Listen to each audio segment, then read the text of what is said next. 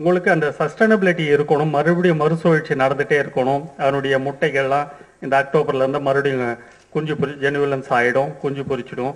விவசாயிகளுக்கு எப்போவுமே இருந்துக்கிட்டே இருக்கணுன்ற ஒரு அறிவியல் பூர்வமாக ஒரு பல விஷயங்களை விவசாயிகள் மத்தியில் அவங்களுடைய பாஷையில், இப்போ நான் என்ன பேசுகிறேன்னு அதே போல் பாஷையில் ரொம்ப விளக்கமாக பேசின ஒரு பேராசிரியர். இந்த சயின்ஸில் ஒரு 2 உண்டு. இவரும் சொல்வார், நம்மாழ்வார் ஐயாவும் சொல்வார். இந்த காசுக்காக மூளை விரிக்கிறதுன்னு ஒன்று அப்படின்னுவாங்க. இந்த difference between science for understanding, science for manipulation அப்படின்ட்டு. சயின்ஸ் ஃபார் அண்டர்ஸ்டாண்டிங் வந்து பார்த்தீங்கன்னா ஒரு விஸ்டம். சயின்ஸ் ஃபார் மேனிப்புலேஷன் பார்த்தீங்கன்னா பவர்.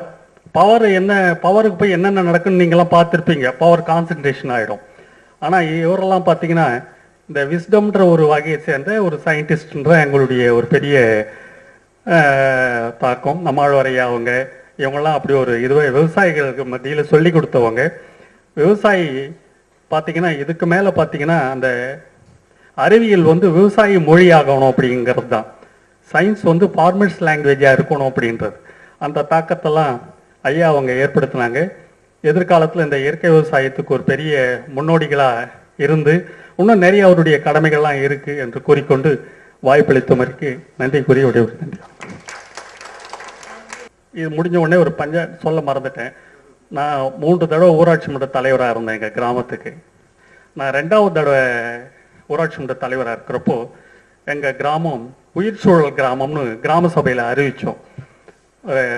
பயோ வில்லேஜ்னு டிக்ளேர் பண்ணியிருக்கிறோம். வாய்ப்புகள் இருந்ததுன்னா வந்து நீங்கள் பார்க்கலாம், எங்களுடைய கிராமத்தை ஒரு ஆய்வாக எடுத்துக்கிட்டு பார்க்கலாம். அப்படி ஒரு அமைப்பை ஏற்படுத்தியிருக்கிறோம். மக்கள் மத்தியில் ஒரு விழிப்புணர்வு தான். இன்னும் பல இதுகள் இருந்துகிட்டே இருக்கு. ஒரு மக்கள் மத்தியில் இப்படி ஒரு எண்ணங்கள் இருக்கு அப்படின்ற ஒரு இதை ஏற்படுத்தியிருக்கிறோம். வாய்ப்பு இருந்தால் நீங்கள் பயன்படுத்திக்கலாம், வந்து பார்க்கலாம் என்று கூறிக்கொண்டு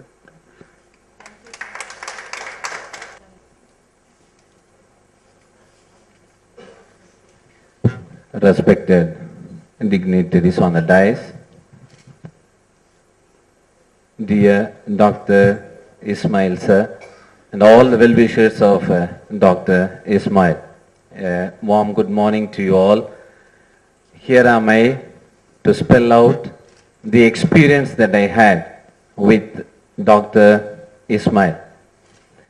Given an opportunity, I would divide my life into 2 parts. One, my life before meeting Dr. Ismail and my life after meeting Ismail. That is the level to which he has influenced my life and my teaching career as a teacher. First of all, I would like to vouch before all of you present here, he is a wise person. A person to be wise, there are 3 things to be determined in a person. One, he has to be a knowledgeable person.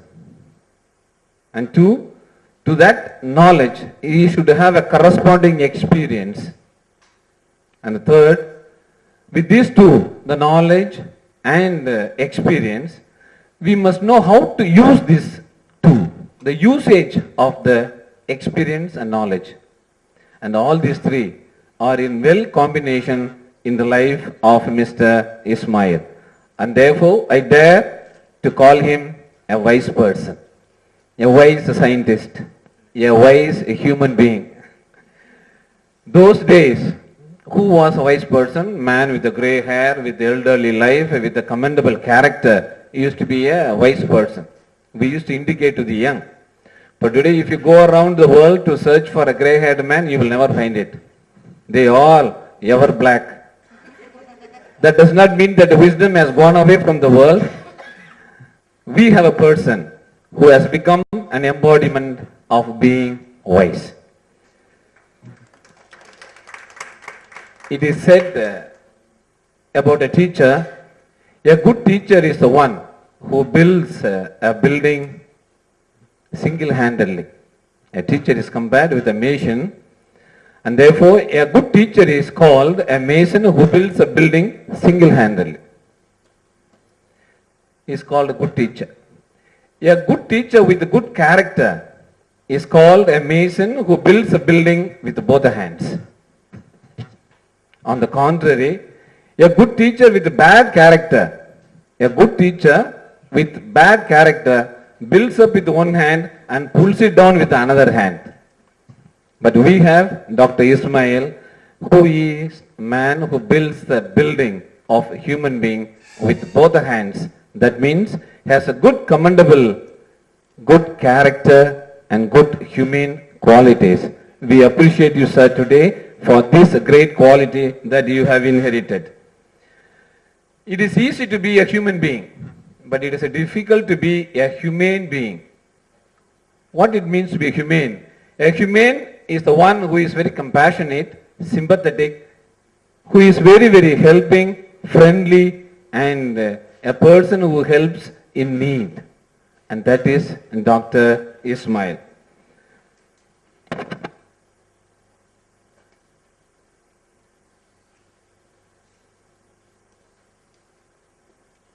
We have Dr. Ismail, who is compared with a great saint called Saint Paul. In Christianity, we call Saint Paul as the second founder of Christianity, who took the message of Christ to the rest of the world. It is said in his life, when he was asked to preach for 5 minutes, he used to prepare for 5 days with fasting and prayer. For 5 minutes talk, 5 minutes deliberation, he used to sit and prepare for 5 days with fasting, prayer and penance. What was the result of such a talk? After the talk, there used to be 5,000 men and women following him after such a talk. And today, if there are 30 of us or 40 of us or 100 of us here, it is because we are all inspired by his teaching. His teachings are not just uttered like words, but all his teachings and deliberations are done with meticulous preparation. Meticulous preparation with the aim of touching the hearts. One such person is me, who are touched by his talks. Couple of weeks back, we had arranged a big meeting for the parents of our school in Chengalpet. There were 1,300 parents. Downpouring was there in the evening. From 6 o'clock to 8:30, not a single parent went out of the auditorium. And that is the compact and that is the impact of Dr. Ismail's speech to the parents. If there is a name and fame for me in the place where I work today, I dedicate the whole name and fame to Sir's speech, which went on for an hour and a half. Sir used to tell me, never go into the classroom and ask the children, அறிவு இருக்கா அவனுக்கு கேட்கக்கூடாதுன்னு சொல்லுவார். Then I was wondering why sir is saying this. Then he told me, பேனா இல்லாதவன் தான் பேனா இருக்கான்னு கேட்பான். That is the wit and wisdom through which Sir teaches. Sir teaches. That is the wit and wisdom of Dr. Ismail. Whenever I meet him, I never felt like departing from him. In a year, 4 times surely we meet him. One such occasion is his birthday. We never miss. Always meet him. Whenever I come out with the satisfaction of having read thousands of pages in a library. Thousands of pages in a library. That is the satisfaction with which I come out with Sir's company. They used to say that there are some teachers, when they go into the classroom, they teach the same thing. That is the monotonous set in the life of a teacher. There was a butcher who was selling chicken meat. And on Sundays, we have a big queue of people standing to buy chicken or mutton. Now, because of the facilities available, many will go and ask, when they buy chicken, எனக்கு mutton எலும்பு கொடு, chicken எலும்பு கொடு, தொட கறி கொடு. ஒரு சில பேர் கேட்பாங்க, எலும்பு கறி எலும்போட வேணுமா எலும்பு இல்லாம வேணுமான்னு சொல்லிட்டு. This is the routine questions asked by the butcherer in the shop. This is regularity. Whenever you ask for a kilo of meat, you will ask with bones or without bones. That has been the regular custom. This man got married. His wife was admitted in the hospital for a delivery, safe delivery. The doctor said, sir, you can go home. Tomorrow you ring up, we will tell you the message. He rang up the following day. The doctor said, sir, congratulations, your wife has delivered a male baby weighing 5 kg weight. The other fellow from the other side of the phone asked, with bones or without bones? This is the kind of monotony which is setting in every life of a teacher.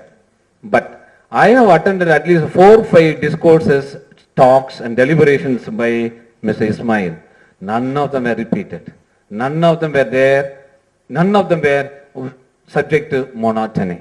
Novelty, newness, creativity. Everything will be there in his speech and in his presentation.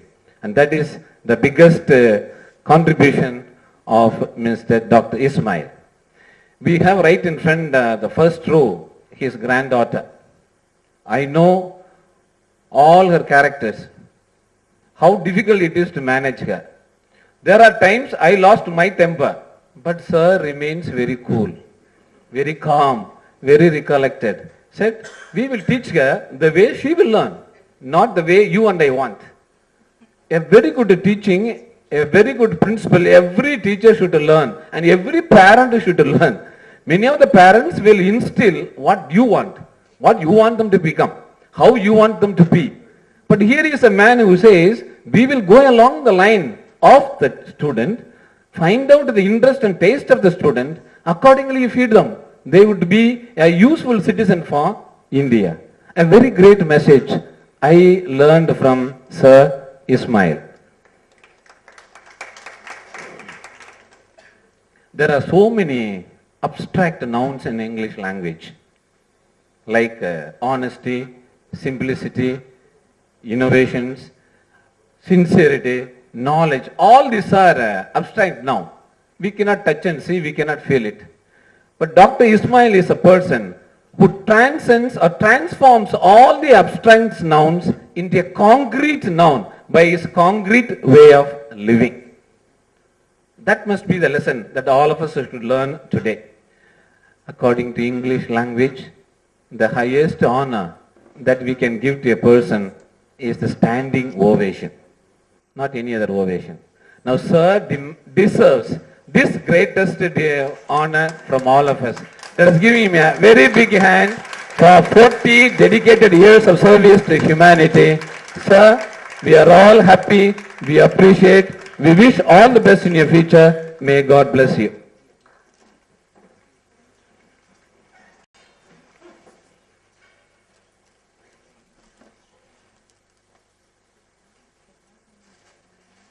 On behalf of all of us present here, let us honor Sir with his shawl and the bouquet of flowers. Please keep stand and give him another round of applause, a standing ovation. Please keep standing.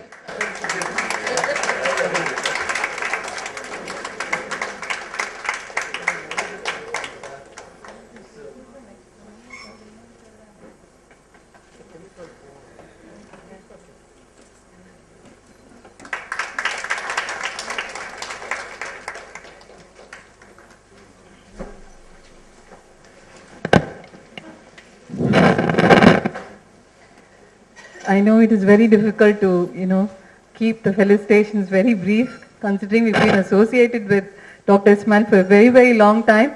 But for want of time, I request the speakers to keep the felicitation to about 3 to 4 minutes.